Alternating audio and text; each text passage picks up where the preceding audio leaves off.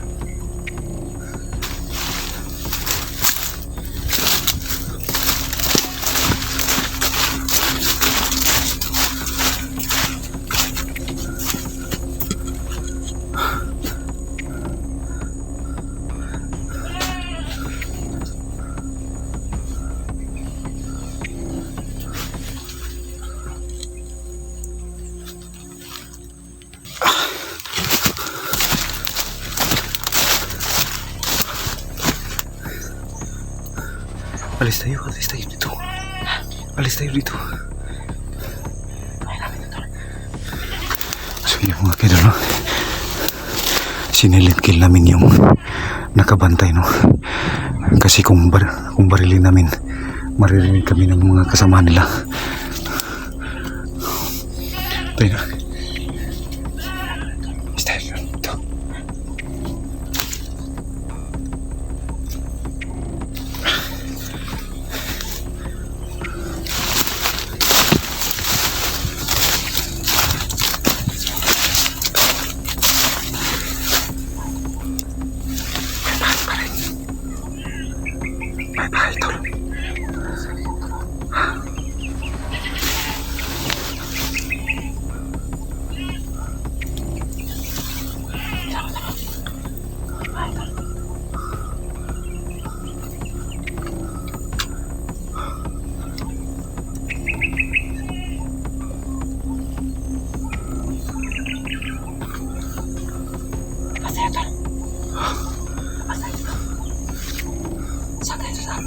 Yan, sikilid lang. Yan.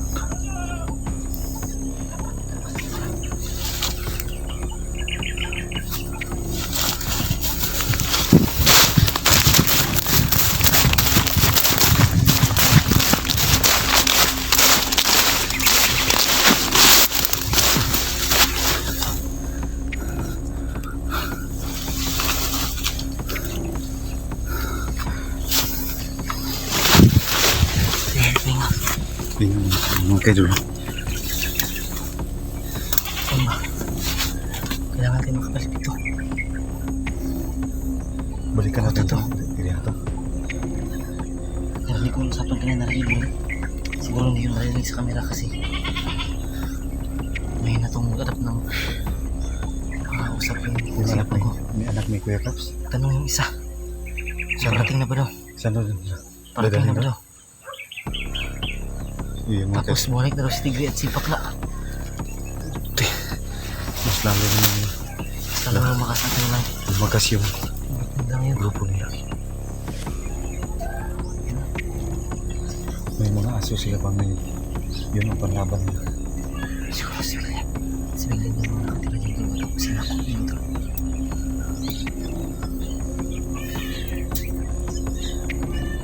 Mga bata ko.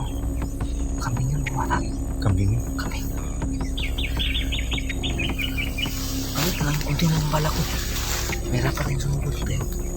Ganito yung sitwasyon.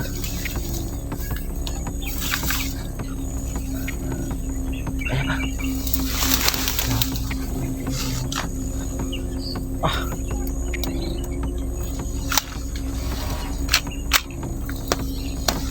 Wala na. Kunti na lang yung sakit. Okay na. Wala nang laman. Wala natin sa labas ito. Wala na talaga. So yun. Ako tayo naman kayo lang. May mga bahay dyan. Yung magasin ko. May aning na lang natira. Hindi ko nabilang ko pero kunti na lang talaga yung balak.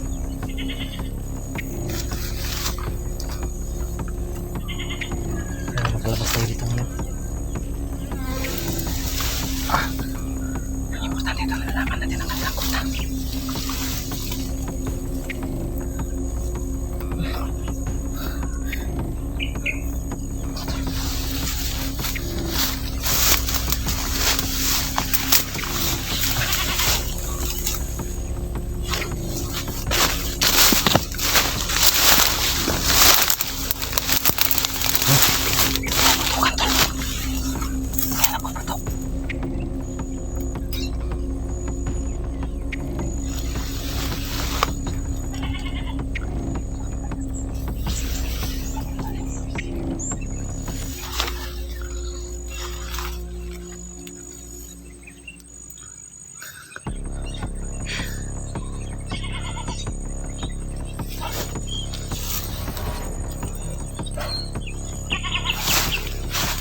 Aso nila. Yung aso nila kaming alerto. Meron malapit lang mga kasi dito lang. Dito lang malapit. Mahirap talaga mag-ano to. Yung dalawa lang tayo. Kailangan makasunod yung mga kasama natin kundi lagot tayo kung tayo lang naman natin naman sila musog dyan. Yung mga kayo dulo. Kailangan makasama natin sila. Hindi kami basta-basta makapasok sa Alagin naman dito. puta nila mga kayo dulo. Kasi dalawa lang kami ni Efraim. Kailangan natin ito yung plan mo at pagsama-sama. Baligtas yung anak ni Caps. Kailangan namin alis dito mga kayo dulo para makapaganda din kami ni Efraim, no? Sa susunod na explore namin, kailangan kumpleto na yung gamit namin. Kasi parang nakulangan na kami ng mga bala. Kailangan makadaan tayo dyan.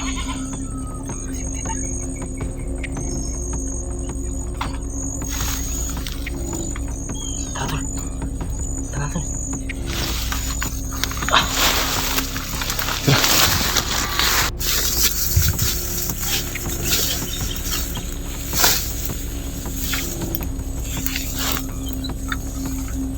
Tibay nga muna kami dito mga kayo dulo. Hindi kami basta-basta Maghanap ko ng dato. lalabas. Ha?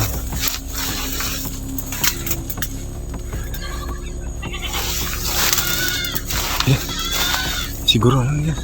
Tingnan mo.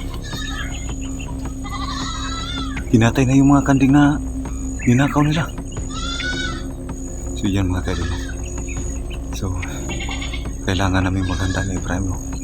Bago kami kikilos, nalulusob sa kanilang kampo. Kasi kung dalawa lang kami, mas delikado mga kaidol. Mahirap na baka may mabihag sa amin. Kaya, pipilitin namin makalabas dito para makapaghanda kami sa susunod na aming paglusob. Kailangan mabuo kami mga kaidol. Kailangan magkasama kami.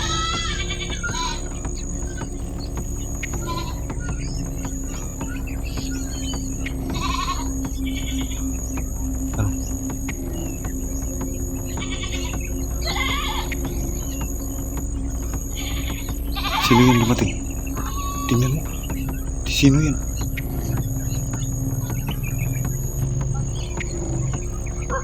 Sino yan? Si Tigri? Si Tigri ba yan? Yan mga kaidol, dumating si Tigri. Yan.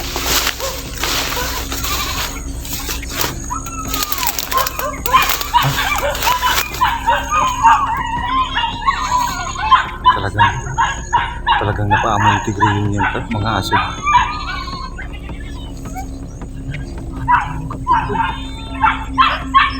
Hindi tayo sigurado. Kailangan hindi tayo makita.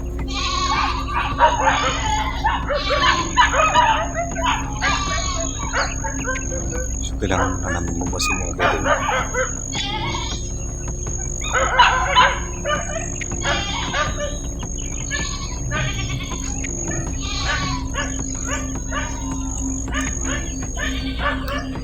Ayos tayo.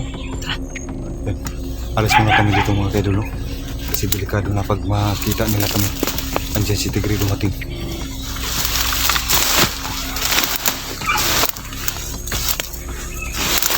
Diyan, tuloy mo siya.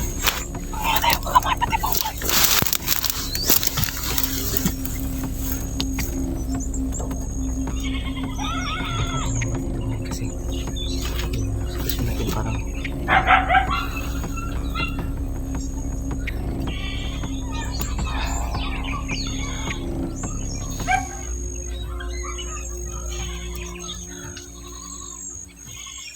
ano kaya kung ano natin yan? Susulin natin. Huwag. Ayos na no? Kulang na tayo sa gamit. Wala yung balak, kunti na yung balak tol. Yung May sa kapan akin, naman tayong makabili nito. yung tayo mga ano. Ano kaya doon? Siguro mapunta na kami na bumili natin yung ito. Hindi kami basta makita dito. Tingnan natin. Pag lalabas tayo sa ano, pag mayroong pangarap, delikado tayo. So, hintayin namin mga kaidol na kung ano. Yung anak, kasama yung anak. Baka kasama yung anak ni Arjen. Ang dami sila. Kuya Caps. Baka.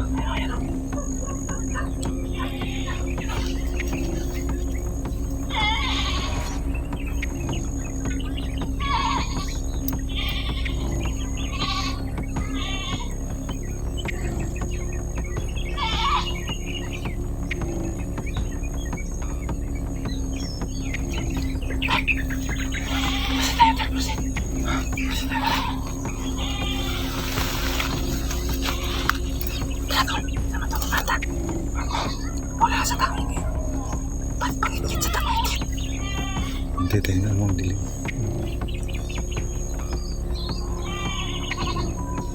Tul, harap na. Kailangan natin makapagkagad. Napapano natin yung ano. Kasi hindi tayo basta-basta lulusog kung tayo lang dito. Tayo lang dalawa. Ang tayo ng bala mo.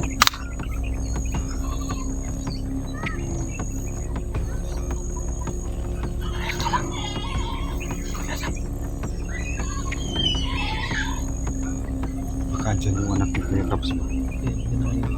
So yun. Mga kaidol, pagpasensyahan niyo po kami mga kaidol kasi kung andyan man yung anak ni Kuya Caps, sana maintindihan niyo po yung sitwasyon namin na hindi kami basta-basta makalusog dyan. Kasi puta hawak talaga nila yung ano dyan. So baka anong mangyari sa amin kung kami lang Efraim yung lulusog. Kaya kailangan namin mabuo mga kaidol. Mahirapan kami mga kaidol kung kami lang gawan ni Efraim. Tsaka sobrang lakas ni Commander Hamza. Yun nga yung ano ko ba? Nakasiyam sa ayo. Hindi basta-basta na bata. Ha? Hindi basta-basta. Sobrang lakas ng kanyang So, sana po mga kaidol, no? Kaya nga, Sana po maintindihan niyo po kami ni Efraim. hindi basta-basta siyam sa mahahabaran natin kasi yung kahit ubaran natin siyam sa tulad. Hindi mo yun basta-basta mano si Hamza kasi Kasi nakalibing sa katawan niya. yung mga kaidol, no? Sa mga nag-comment dyan, no, na sana inano namin yung si Hamza, no?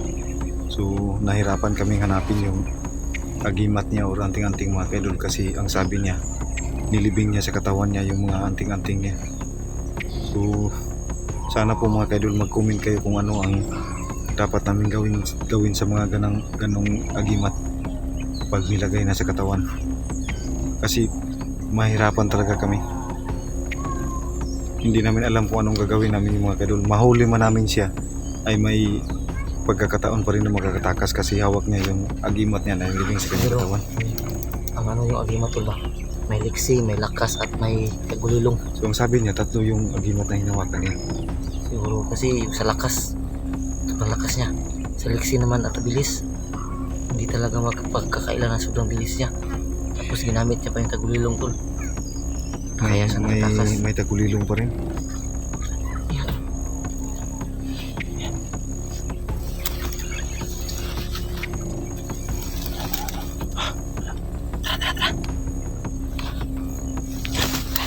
Kailangan namin makalapit tayo mga kaidol.